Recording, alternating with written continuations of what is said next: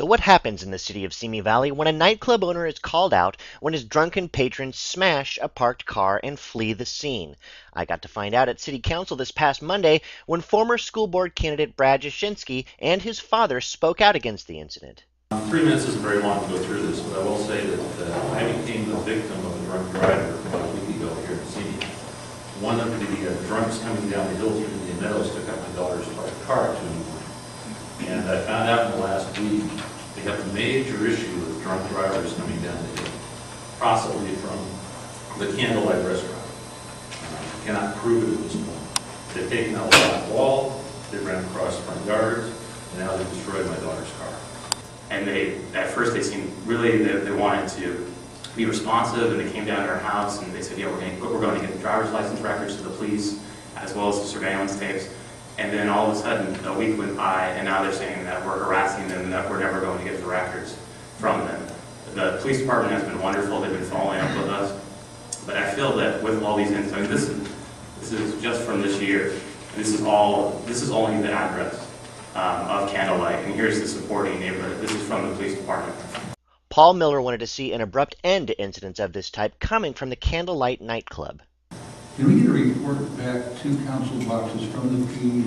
We'll get a report to you by the end of the week. It basically tells us what the approach is going to be to solve the problem. Because this is not this issue, this has been an ongoing issue for some time.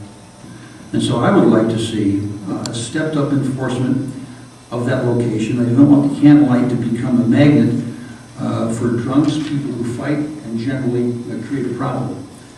Owner of the nightclub, Glen Gerson, had an opportunity to reply. And they can be resolved through management, they can be resolved through sound mitigation efforts, they can be resolved with a series of mitigations that we're willing to spend the money on, because we have a 25-year lease on that piece of property. And ironically, something very successful has happened. So to modify our uses, we're willing to do that. We are your guest, and I will never forget that. And I appreciate you giving me time to communicate. Any particular questions, I'd love to answer them. And in addition, I would love to meet with the neighbors in question that are here tonight if they're willing to spend a couple of minutes with us afterwards. I believe that's you folks over there. If you're willing to, I'd love to. I think you'll find from our reputation we're more than just talk. It's easy to say all the right things. I think we back that up with some action. And again, to each of the city council members, I would very much appreciate an opportunity to get straight feedback from the city manager's office, Mr. Siddell. If there's anything that, information that you have, I'd love to hear that straight out. But is this a genuine response? I actually stuck around with my camera to see how things worked out after the council meeting.